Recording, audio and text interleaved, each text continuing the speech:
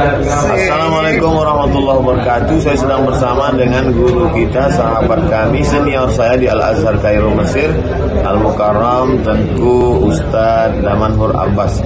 Jangan lupa ikuti kajian beliau. Yang tidak bisa, jangan ketinggalan ikuti kajian online beliau di channel Ustadz Damanhur Abbas Official. Subscribe, like, share, and comment.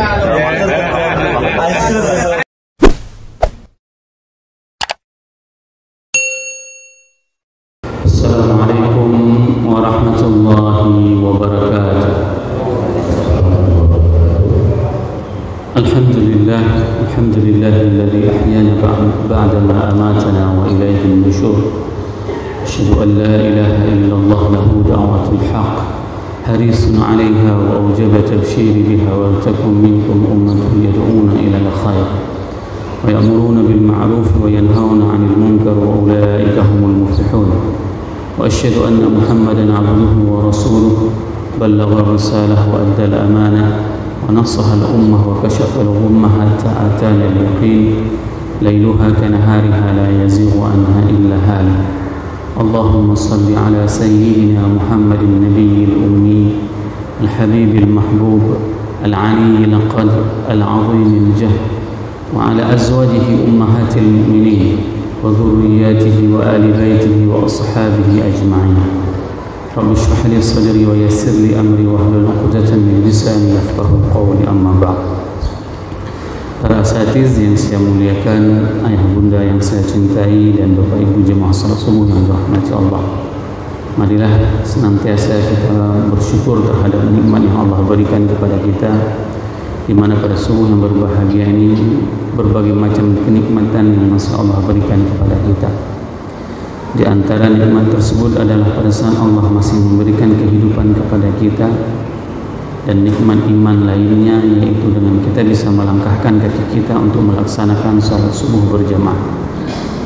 Karena semakin di penghujung Ramadan, maka semakin menipis orang-orang yang akan datang ke masjid. Dari jumlah saf di awal Ramadan itu masih banyak, baru memasuki ke 9 Ramadan pada subuh yang berbahagia ini, maka semakin sedikit yang mendatangi masjid. Padahal Rasulullah SAW mengatakan bahwasanya futihat abwabul jannah, dibukanya pintu surga. Makna dibukanya pintu surga yang disampaikan oleh baginda Rasulullah SAW itu adalah bahwasanya begitu mudah bagi kita untuk melaksanakan perbuatan-perbuatan yang terasa berat di bulan lain-lain. Kalau di bulan di luar Ramadan mungkin untuk bisa melaksanakan salat subuh seperti ini terasa berat. Kalau di luar bulan Ramadan seseorang itu akan memberikan sedekah itu terasa berat. Inilah yang dinamakan dengan atmosfer surga itu tercurahkan ke atas muka bumi, sehingga perbuatan-perbuatan amal-amal saleh yang di bulan lainnya terasa berat, maka pada bulan ini tidak terasa berat. Oleh sebab itu senantiasalah kita bersyukur terhadap nikmat yang Allah berikan, sehingga tidak terasa taklif ini merupakan sebuah beban kepada kita. Akan tetapi taklif dari Allah ini merupakan sebuah bentuk kecintaan kita, sebagai bentuk rasa syukur kita terhadap nikmat yang Allah berikan kepada kita. Selawat dan salam mari sama-sama kita panjatkan kepada junjungan kita Nabi besar Muhammad sallallahu alaihi wasallam, di mana yang telah mengajarkan umat manusia dari alam jahiliyah ke alam yang penuh dengan ilmu pengetahuan.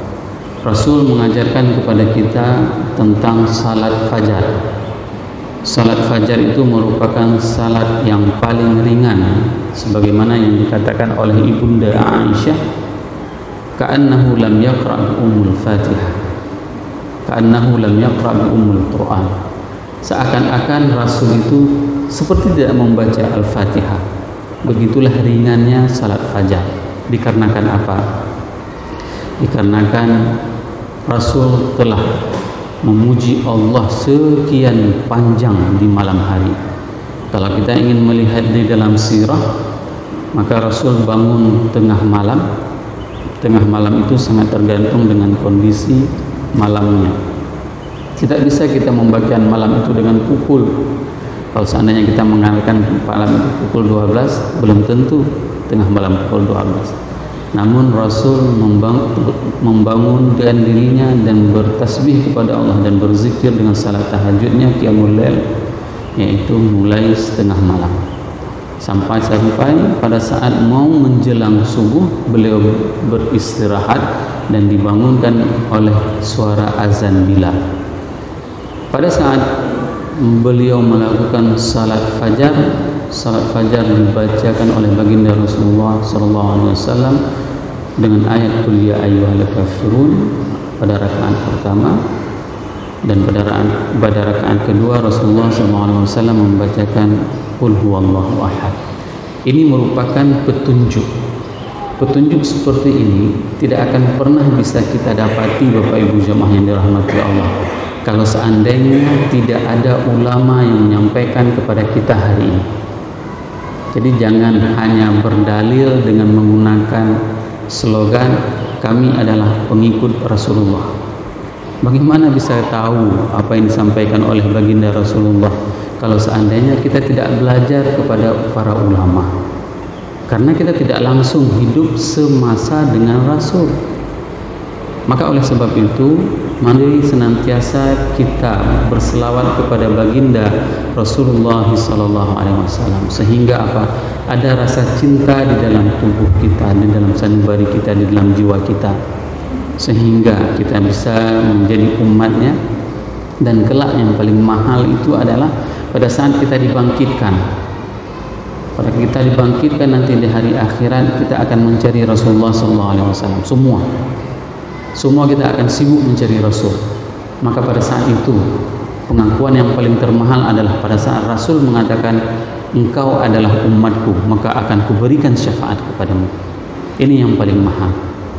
Semua nanti akan mencari Rasulullah SAW dan akan meminta syafaatnya. Semoga Bapak Ibu jamaah yang berhadir pada subuh yang berbahagia ini merupakan di antara umat Nabi Muhammad SAW yang akan diberikan syafaat oleh baginda Rasulullah SAW dan akan disuguhkan air dari telaga Kautsar dari tangan mulia tersebut. Allahumma amin. Bapak Ibu jamaah yang dirahmati Allah, wa'adul haq ini merupakan janji pasti. Setiap apapun yang disampaikan oleh Allah dan Rasul ini adalah sebuah kepastian. Hanya saja kita tidak menyadari bahwasanya itu adalah kepastian. Sebagaimana Allah menyebutkan dan memberikan sebuah kepastian kepada kita, gambaran tentang bagaimana hari akhirat. Allah berfirman di akhir surat Ibrahim mulai dari ayat 43 sampai dengan ayat 52. Ini merupakan sebuah gambaran suasana yang paling mencekam. Semoga apa? Semoga pada saat kita mempelajari ayat ini, kita bukan termasuk di antara orang-orang yang digambarkan di dalam Al-Quran tersebut. Bukan hal ini terjadi kepada kita. Di mana Allah berfirman, A'udzubillahi minasyaitonirrajim. Bismillahirrahmanirrahim. Muhti'ina muqni'ina ru'usihim la yartaddu ilaihim tarfuhum wa af'idatuhum hawa. Allah memberikan sebuah gambaran kepada kita Bapak Ibu jemaah yang dirahmati Allah, bahwasanya pada saat nanti kita dibangkitkan oleh Allah, maka kita semuanya manusia pada saat itu, mudah-mudahan bukan kita, pada saat itu manusia itu akan terbangkit dengan tergesa-gesa berjalan. Muqni'ina ru'usi, bahwasanya kepala mereka itu akan tertunduk seperti ini. Mereka berjalan dengan tergesa-gesa, akan tetapi mereka tertunduk kepalanya. La yartaddu ilaihim tarfuhum, maka mata mereka itu terbelalak, tidak sedikit pun berkedip. Ini adalah suasana bagaimana cemasnya, bagaimana khawatirnya manusia pada saat mereka itu dibangkitkan. Bangkit berjalan tergesa-gesa, tertunduk kepala mereka dan bola mata mereka itu terbelalak, tidak sedikit pun bisa mengedipkan. Wa afidatuhum hawa, dan pandangan mereka itu kosong melempong. Kosong, pandangan mereka itu kosong. Begitulah rasa khawatir, rasa ketakutan yang dialami pada saat orang-orang itu dibangkitkan.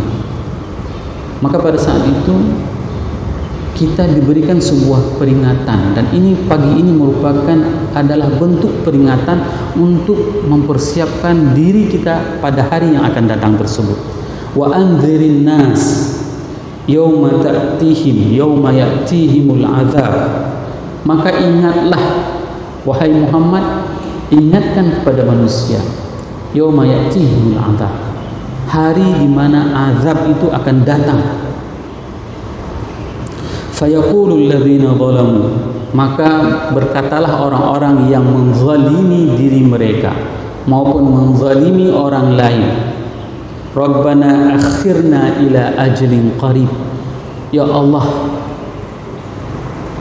beri waktu sedikit lagi kepadaku, nujib da'watak, agar apa? Agar aku bisa memenuhi apa yang Engkau perintahkan ya Rabb.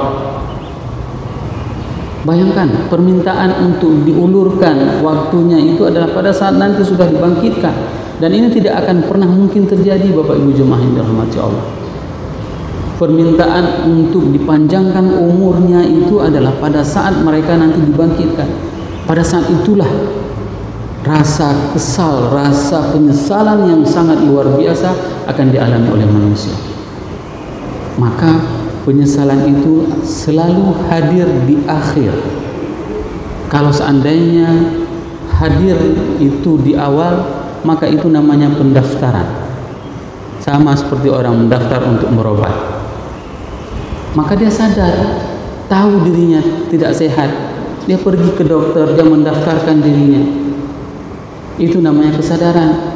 Tapi kalau seandainya penyesalan itu kapan terjadi? Nanti di akhir. Pada saat mereka itu sudah dibangkitkan, maka pada saat itulah mereka mengatakan, Rabbana akhirna ila ajalin qarib nujibu da'watak wa nattabi'ur rusul. Biar kami melaksanakan apa yang Engkau perintahkan. Apa perintah Allah? Allah memerintahkan kepada kita untuk mendirikan salat 5 waktu. Allah memerintahkan kepada kita untuk melaksanakan puasa di bulan Ramadan. Allah memerintahkan kepada kita melalui Rasulnya untuk melaksanakan kewajiban zakat dan berbagai macam perintah lain. Maka jadikanlah pada saat kita melakukan semua kebaikan yang diperintahkan oleh Allah dan Rasul, ingat ayat ini Bapak Ibu jemaah yang dirahmati Allah. Ayat ini adalah merupakan refleksi kita. Kenapa kita melakukan kebaikan tersebut? Agar kita tidak termasuk orang-orang yang mengatakan nanti di hari akhirat, Rabbana akhirna ila ajalin qarib nujibu da'watak. Ya Allah, jadikanlah waktu yang tenggang sedikit lagi agar aku bisa melakukan semua kesalehan-kesalehan. Namun pada saat kita melangkahkan kaki kita ke masjid di subuh yang berbahagia ini, jadikanlah itu sebagai motivasi kita agar apa? Agar kita tidak menyesali nanti di hari akhirat. Ini yang harus kita tanamkan. Sehingga apa? Kita tidak akan pernah merasa berat pada saat kita melakukan berbagai macam kesalehan-kesalehan yang diperintahkan oleh Allah dan Rasul. Dikarenakan apa? Dikarenakan akan adanya hari pembalasan tersebut. Wa nattabi'ur rusul, dan mengikuti apapun yang diperintahkan oleh Rasulullah SAW. Kalau kita ingin membaca buku sejarah, sungguh Rasul itu merupakan salah satu qudwah yang paling luar biasa. Dan bahkan para ulama pada saat mereka menceritakan tentang Rasulullah SAW, mereka tidak sanggup menahan hanannya, lemah lembutnya Rasul terhadap umatnya. Rasul itu sangat luar biasa kecintaannya kepada kita. Ini yang harus kita ketahui Bapak Ibu jemaah yang dirahmati Allah. Rasul itu sampai menangis memikirkan bagaimana nasib kita yang duduk di Masjid Darussalam ini. Menangis, mengkhawatirkan tentang kondisi kita. Kenapa? Karena para sahabat saja yang hidup bersama dengan beliau itu ada yang kufur. Melihat langsung sosok makhluk yang paling mulia di atas jagat raya, namun mereka ada yang kufur. Ada di antara sahabat yang memang hijrah dengan Rasulullah dari Mekah ke Madinah bisa kufur. Bagaimana mungkin dengan nasib kita yang sama sekali tidak hidup semasa dengannya, jauh darinya? Kalau misalnya para sahabat itu adalah mereka kangen kepada Rasul, maka mereka itu langsung bisa datang ke rumah Rasul dan melihatnya, bertemunya, menciumnya, memeluknya. Hari ini apa yang bisa kita lakukan pada saat kita jauh? Fase kita itu 1443 tahun jaraknya dengan Rasulullah SAW. Maka di sini diungkapkan dengan kata-kata wanat tabi'ur rasul, dan dengan cara mengikuti Rasul. Cara mengikuti Rasul adalah bagaimana dan apapun yang dilakukan oleh Rasulullah SAW, kita ikuti caranya. Saya berulang kali mengatakan kepada jemaah semuanya, dan ini semoga menjadi peringatan kepada saya. Ikuti Rasul dalam semua aspek kehidupan kita. Bagaimana Rasul masuk rumah? Rasul masuk rumah dengan kaki apa? Keluar rumah dengan kaki apa? Apa yang dibaca? Bagaimana Rasul tidur? Rasul menjelaskan, diriwayatkan oleh Bunda Aisyah, Rasul kalau tidur malam itu apa yang diletakkan di kepalanya? Yang diletakkan di kepalanya itu adalah siwak. Berapa banyak di antara kita yang sudah mempraktekkan, mengikuti Rasulullah SAW? Begini cara mencintai Rasul. Saya melakukan ini dikarenakan Rasul berbuat seperti itu. Hari ini apa yang kita letakkan di kepala? Gadget, HP.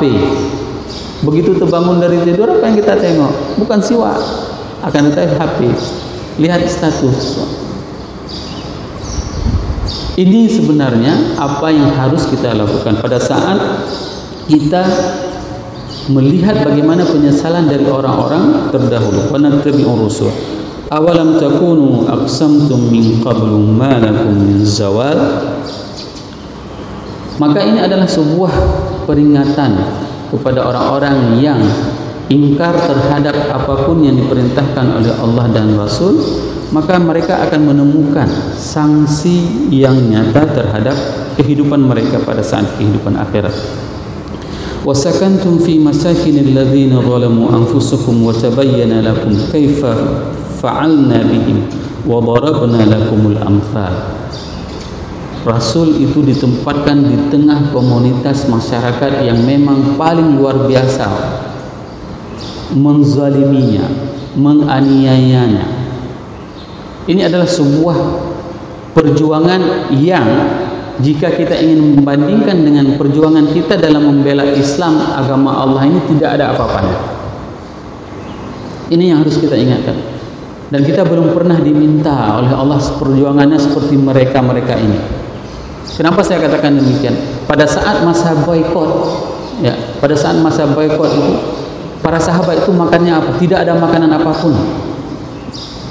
Dulu kita pernah merasakan bagaimana terjadinya mogok, tidak ada kendaraan yang masuk dari luar Aceh ke Aceh, kerasa.